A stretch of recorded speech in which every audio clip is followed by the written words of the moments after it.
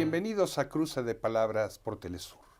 Soy Luis Hernández Navarro y hoy tenemos un invitado de lujo en el estudio, el doctor Jorge Salas Hernández, director general del Instituto Nacional de Enfermedades Respiratorias Ismael Cosío Villegas, para platicar de los 3 años del COVID-19. Doctor, muchísimas gracias por acompañarnos. Al contrario, muchas gracias, Luis, y a Telesur. Es un gusto. Doctor, este 27 de febrero se cumple el tercer aniversario del primer caso de COVID en México. Ustedes son una institución de referencia, el mundo de las enfermedades respiratorias, o de lo que se creía que eran enfermedades respiratorias, necesariamente resumió hacia ustedes. ¿Esperaban algo así? Sí, efectivamente, nosotros somos un centro de referencia de atención de casos graves, complicados o de difícil control, de todo lo que es el campo de la medicina respiratoria. Y entre todas esas, bueno, pues están las enfermedades infecciosas. Y bueno, sí esperábamos que algo así podría suceder. Ya había una experiencia previa desde el 2009 con la influenza, que fue una pandemia, no de las mismas dimensiones, y el INER fue uno de los protagonistas en la atención de enfermos graves. Y cada año, en la temporada invernal, que aumentan los casos de influenza, pues el instituto recibe un número importante de pacientes y tenemos que hacer una serie de ajustes dentro de la institución para dar cabida a la atención de estos casos graves de influenza. De tal manera que teníamos cierta capacitación para movilizarse ante una situación sanitaria. ¿Qué pasó con esta pandemia de COVID-19? Bueno, cuando a finales del año 2019 se veía que en China empezaba a haber estos casos, y después en la medida que fuimos teniendo mayor información, no solo el INER, todo el sector salud, el número de casos importantes, la gravedad y de que era claramente contagiosa, pues nosotros desde la primera semana de enero se empezó a trabajar para analizar esa situación e ir nosotros pues planeando el trabajo institucional si la infección llegara aquí a México. Así que todo el mes de enero, pues ya a través de un grupo que comentaré más adelante, empezamos estos trabajos y pues sí esperábamos algo así, pero nunca nos imaginábamos de la magnitud que íbamos a vivir. ¿Podemos hablar de que se trata de una epidemia del tamaño de lo que en su momento fue la gripe española, o estamos hablando de una cosa completamente diferente? Todas las epidemias tienen un gran impacto, ¿no? Muchos enfermos, aumento en las defunciones, desafortunadamente, aumento en los costos en salud, saturación de los sistemas de salud. Eso pasa en estas pandemias. Y si bien la otra pandemia pues tiene más de 100 años, pues hoy el número de población somos más, las formas en que transitamos en el mundo pues se han facilitado, y entonces eso hace que este tipo de enfermedades tan contagiosas pues puedan circular de un continente a otro, de un país a otro, y yo creo que esto es de otras dimensiones, ¿no? Tan así que todavía no terminamos. Todavía a 3 años de distancia seguimos. Ustedes tuvieron que convertir el instituto, que es también un instituto de investigación, en un verdadero campo de batalla, ¿no? Transformarlo, reconvertirlo. ¿Cómo fue esa labor, doctor? Sí, sí, es exactamente lo que hicimos. Lo primero que hicimos durante el mes de enero de hace 3 años, del año 20, fue integrar un comité de enfermedades emergentes, un grupo multidisciplinario que estaba y está conformado por 64 personas de diferentes campos de la medicina respiratoria, de áreas de apoyo y áreas administrativas. Y entonces lo que decidimos fue en un principio sesionar todos los días a las 12 del día, tratando de establecer la estrategia de cómo íbamos a trabajar. Eso lo hicimos desde enero. De tal manera que nos preparamos no solo para la atención médica, para el equipamiento, el número de plazas, la disposición de reactivos en los laboratorios, cómo nos íbamos a mover dentro del instituto, si había casos contagiosos, quiénes iban a estar al frente de la atención, quiénes no se iban a acercar a las áreas de riesgo, cómo iban a ser los procesos administrativos pues para ese cambio institucional. En fin, fue todo un cambio de la forma de trabajo y así fue como nos empezamos a preparar. En urgencias, conforme iban llegando los casos para atención, pues nosotros siempre esperábamos que cualquier día fuera el primer caso. Y además, pues en una situación en la que en la temporada invernal, en febrero, pues llegan muchos casos con enfermedades infecciosas del aparato respiratorio. Entonces, destinamos un espacio, un consultorio, para atender todo aquel caso que pareciera, que pudiera ser sospechoso de una infección, y ya el personal atendía esos casos con todo el equipo de protección personal, porque pues podía ser desde una gripa o una bronquitis aguda hasta a lo mejor ya ser el primer caso de COVID-19. Y así se atienden muchos pacientes, se iban tomando pruebas diagnósticas, por supuesto, hasta el 27 de febrero del 2020, en donde en aquella tarde llegó el primer caso a urgencias, un hombre joven que venía de Europa, de una convención en Italia, y vino y llegó con síntomas respiratorios a México. Y él decidió acudir al INER.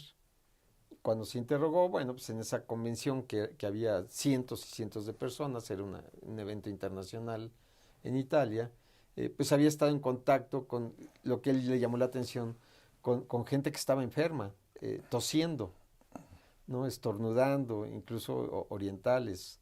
Y bueno, él pensó que a lo mejor en su regreso, pensó que a lo mejor podría venir contagiado y efectivamente se confirmó.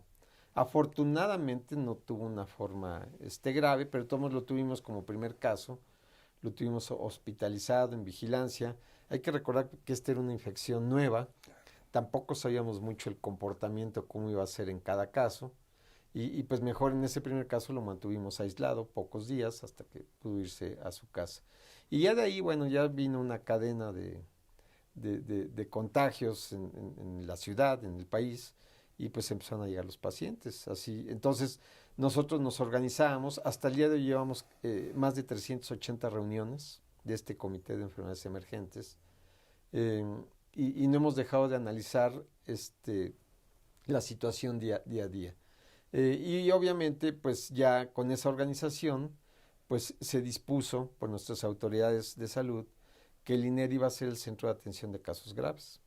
O sea, el criterio de ingreso a hospital en el instituto era tener COVID confirmado a través de una prueba de PCR, neumonía demostrada en una tomografía de tórax e insuficiencia respiratoria demostrado por la medición de oxígeno en sangre. Entonces entraron siempre con nosotros los casos más graves y complicados, de tal manera que nos convertimos en una terapia intensiva. ¿Y su índice de mortalidad a qué niveles llegó, doctor? Porque llegaban allí los que no podían llegar a otro lugar, los que estaban ya más graves. Sí, llegaban casos muy graves, ya sea de manera espontánea o ya referidos por algunos otros centros hospitalarios. Los casos que no tenían esos criterios de gravedad, nosotros los referíamos a otros centros hospitalarios que ya se había acordado que no iban a atender ese tipo de gravedad de casos. Entonces nosotros nos fuimos quedando con los casos más graves, y esto nada más para que puedan tener una idea, pues muchos de estos pacientes a los pocos minutos que llegaban a urgencias se estaban intubando. Es decir, colocar ese tubo adentro de las vías respiratorias en la tráquea para conectarlos a la máquina de respiración, el ventilador. Ya desde el servicio de urgencias nosotros teníamos un número importante de intubados, que después los teníamos que estar movilizando a las áreas de hospitalización, haciendo el esfuerzo de siempre tener camas disponibles en el servicio de urgencias. Entonces, obviamente, con esa gravedad de enfermedad y que pues llegan ya complicados y que otras enfermedades que padecían pues se descontrolaban, sí, digamos, la mortalidad que se tuvo por COVID fue alta, y cuando yo digo alta es comparado con lo que siempre veíamos del resto de enfermedades respiratorias. Para nosotros en el INER una alta mortalidad pues era el cáncer pulmonar, la fibrosis pulmonar, alrededor de un 10%, 15%. Y nosotros en COVID tuvimos el 30%, pero bajo estas condiciones de gravedad de los pacientes. Nosotros hasta la fecha hemos atendido más de 4.500 pacientes, mil pacientes con COVID, y tenemos 1.300, alrededor de un poquito más de 1.300 defunciones. Es difícil decirlo, pero aún con la gravedad de los casos y con esta mortalidad, en términos sanitarios los resultados de la atención son buenos, porque pues quizá en muchos centros hospitalarios la mortalidad llegó a ser hasta el 100%. Hasta del ¿no? 100%. Y aquí el grupo multidisciplinario pues lo hizo de maravilla. Ustedes se toparon con un país enfermo de diabetes, enfermo de hipertensión, con muchos lastres que afectaban la enfermedad. ¿Sí fue un peso muy grande en el tratamiento del COVID? Sí, sin duda. Digo, hoy ya lo sabemos en todo el mundo, pero al principio no sabíamos qué condiciones, estos pacientes llegan en condiciones muy graves y qué otras condiciones podían agravar su situación. Es lo que nosotros llamamos como factores de riesgo, no solo para el contagio, sino para el desarrollo grave de la infección. Y precisamente, digamos, los 3 padecimientos en nuestro país, pero así es en todo el mundo, que más se demostró como factor de riesgo de infección y de desarrollar gravedad, eran la diabetes mellitus, la hipertensión arterial y la obesidad. Y desafortunadamente, pues esas 3 enfermedades en México pues, son de las más importantes. Entonces estaban todas las condiciones dadas para que pues, hubiera muchos pacientes graves. ¿Le parece, doctor, si vamos a una pequeña pausa? Claro que sí, con gusto. Amigos, amigas, no se vayan, volvemos en muy breves instantes.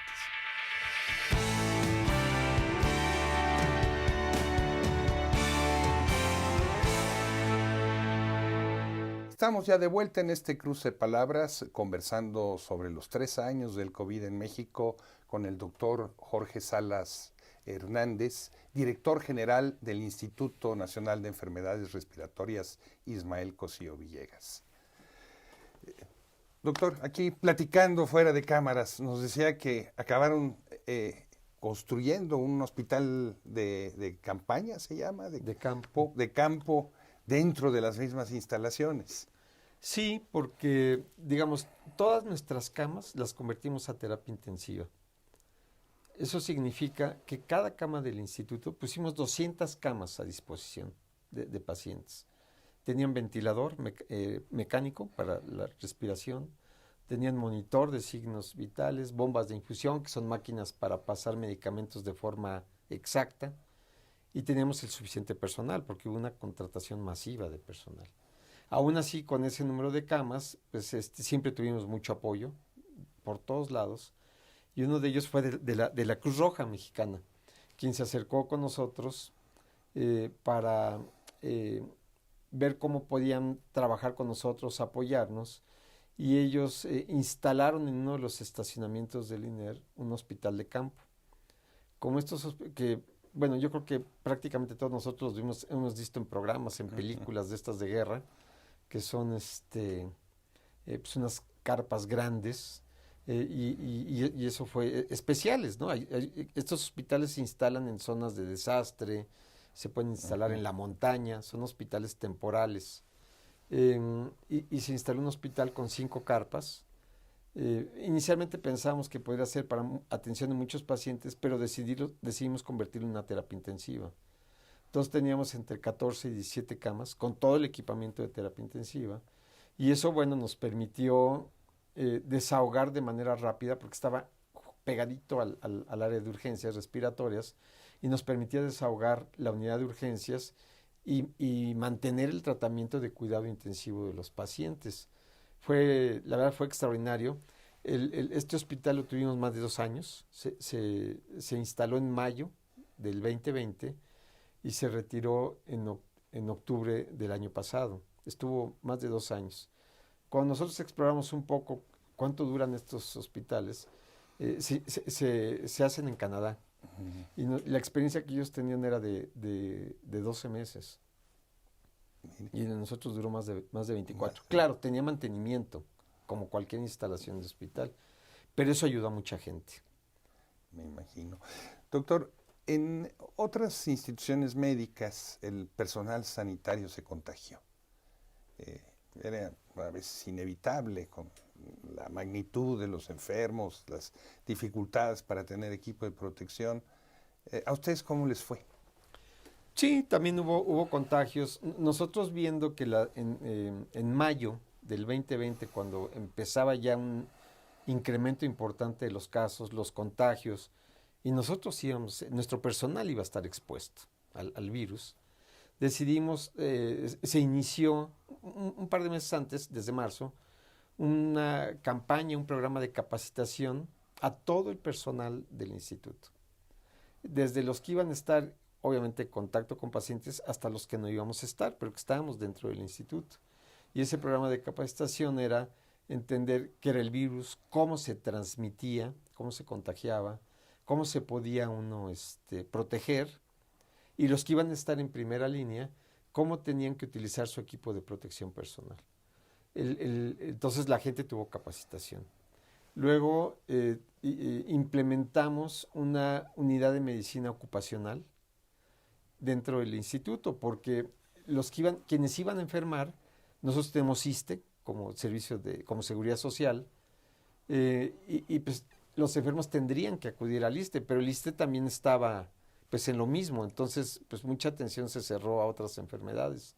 Entonces nosotros decidimos con nuestro mismo personal médico y de enfermería implementar una unidad de medicina ocupacional de tal manera que nuestros trabajadores los diagnosticaban, quienes tenían síntomas tenían que acudir a un sitio que se abrió para eso, para atenderlos, se hacían las pruebas, se diagnosticaban, se vigilaban, se les daba su incapacidad interna y para regresar se les volvió a hacer la prueba, ¿no?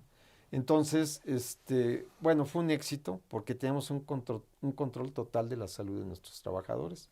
Y sí, a pesar de los cuidados, pues hay gente que se contagió de nuestros trabajadores. La mayoría del contagio era fuera de la institución, lo que se llama transmisión comunitaria.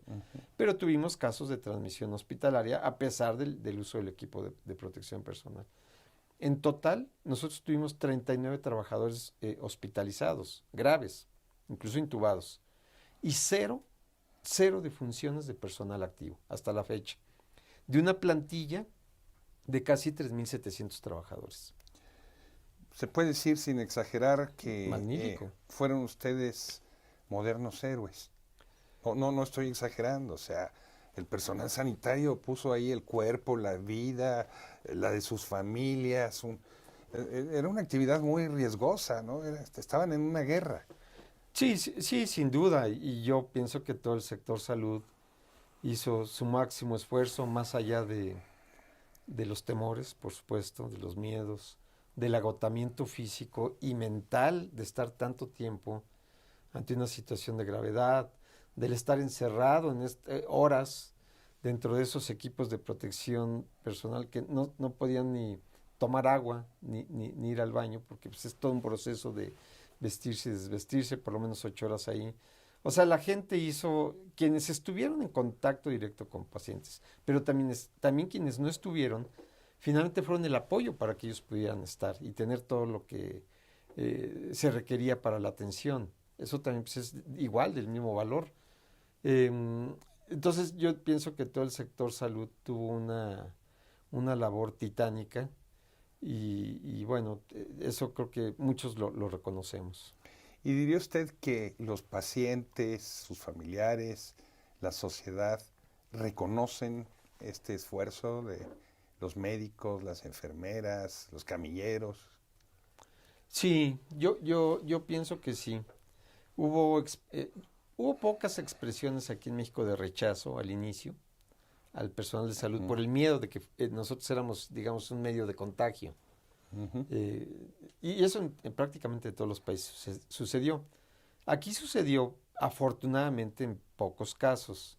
Yo pienso que la población fue entendiendo mejor la enfermedad, fue entendiendo mejor el trabajo y el esfuerzo que hacía el personal de salud y yo sí estoy convencido que terminaron reconociendo ese gran trabajo que hicieron. Nosotros en el caso del INER tenemos múltiples expresiones de agradecimiento de gente que llegó muy grave, casi con pocas posibilidades de sobrevivir, y que salieron adelante, se fueron a su casa, se rehabilitaron, regresaron a su trabajo, y pues nos hacen llegar cartas, mensajes, carteles, correos de lo que fue su vivencia y pues de lo agradecido que están con la gente que los atendió. ¿En qué momento comenzó usted a ver la luz al final del túnel? Porque hubo eh, unos meses en donde parecía que la tormenta no menguaba.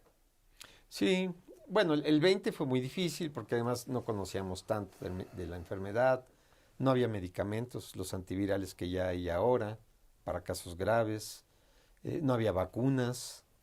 O sea, el 20 como que uno se sentía muy desprotegido y desconocía.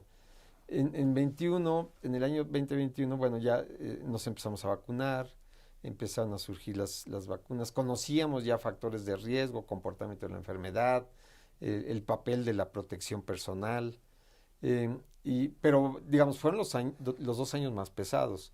Y yo diría que todavía fue muy difícil para nosotros el primer semestre del año pasado. Ya empezamos a ver la luz, como dices Luis, en el segundo semestre del año pasado. Pero hoy en día el INER, desde el 27 de febrero del 2020 al día de hoy, febrero del 2023, no hemos dejado de tener un solo día con atención de pacientes hospitalizados de COVID. A la fecha tenemos 20 pacientes hospitalizados, pero llegamos a tener 200 al mismo tiempo y de ellos 150 intubados. ¿No? Ahora el día de hoy tenemos 20 pacientes COVID y de ellos 8 intubados.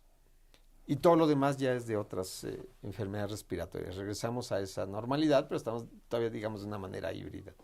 ¿Hubo una diferencia significativa en los contagios y en la gravedad de las enfermedades a partir de la vacunación? Sí, claro. Por supuesto que creo que todos estamos convencidos de que la vacuna nos ha protegido mucho. O sea, cumplir el esquema de vacunación, no hay duda que ha hecho diferencia. Los casos disminuyeron, eh, gente que se vacunó y que antes llegaban previamente sanos y que se contagiaron y enfermaron gravemente, pues esa gente sana ya vacunada, pues prácticamente disminuyó notoriamente el número de casos enfermos con esta situación. Más bien lo que ya se sigue viendo, pues son quien tiene factores de riesgo, personas, pues la edad cuenta, o sea que estamos en riesgo, las enfermedades asociadas, estas de factores de riesgo que mencionábamos hace unos minutos, es lo que vemos ahora, esas personas a pesar de la vacunación. Por eso uno dice, las medidas de protección hay que mantenerlas, esas ya se deben de mantener permanentemente, ¿no? Cómo toser, cómo estornudar, el uso de cubrebocas en algunos lugares de mucha gente, en espacios cerrados no bien ventilados, evitar el autorrecetarse, acudir con el médico para que pues, se haga la evaluación más precisa. En fin, todo eso que ya aprendimos, por supuesto que nos va a seguir ayudando siempre. ¿Fue muy difícil conseguir las vacunas? Bueno, no la conseguimos cada institución. Fue un programa nacional que el gobierno, la Secretaría de Salud, implementaron el programa y nosotros nunca tuvimos vacunas, ningún hospital, ningún centro. Todo era bajo una programación por ejemplo, en el caso del INER, cuántos trabajadores éramos, y ese fue el número exacto de vacunas que nos dieron y se subía la información a una plataforma especial de registro y digamos había un control total de la administración. Tenerla en otros lados, pues no, eso no pasó en México. Pero, digamos, alrededor del asunto de las vacunas se vio la desigualdad y el poder de algunos países. Estados Unidos concentrando vacunas que todavía no utiliza y los países africanos sin acceso a ellas. Nosotros como país nos pudimos mover en Sí. la posibilidad de acceder a las que se necesitaban. Sí, la verdad es que yo creo que los millones de dosis que se pusieron a disposición de la gente protegieron a la mayor parte de la población. La otra, pues tuvimos una amplia variedad también de vacunas, ¿no? Entonces, yo creo que todo eso ayudó también para mitigar ese descontrol que había al principio, ¿no? Con tanto enfermo. ¿Y la salud mental? ¿Qué han observado ustedes Terrible. después de 3 años de encierros, duelos sin resolver, Sí, sí, sí. incertidumbres? Sobre todo en la etapa, en los primeros 2 años, el personal de salud sufrió, porque no es fácil ver que llegan a ver tantos y tantos pacientes graves, tanta gente que se muere, y hubo muchos problemas de ansiedad y depresión. Después empezamos a soportar mejor esto, se tuvieron que implementar grupos de atención de salud mental, y bueno, pues a la fecha no es algo de lo que uno se reponga, porque pues todos tuvimos pérdidas, no solo en los hospitales con nuestros pacientes, sino de gente cercana o familiares que, pues eso es muy difícil de reponerse, de aceptar. Pero bueno, creo que hoy en día estamos mejor todo el mundo en ese aspecto. Para terminar, doctor, ¿estaremos cerca del fin de la pandemia? ¿O Sí, son buenos deseos? no, yo pienso que sí. Digamos, ya como pandemia, la infección se va a quedar y se volverá endémica. O sea, habrá temporadas en que haya picos, probablemente la temporada invernal, como influenza, como todas las infecciones respiratorias, y pues habrá que mantener programas de vacunación, habrá que mantener una serie de cosas, pero aprenderemos a vivir con este tipo de infecciones, como lo hemos hecho más recientemente en nuestra memoria, como el caso de la influenza. Doctor, muchísimas gracias por contarnos esta travesía, aventura y epopeya. Siempre con mucho gusto y gracias por la invitación. Amigos, amigas, muchas gracias por su amable compañía. Ya saben, los esperamos la semana que viene aquí por Cruce de Palabras por Telesur.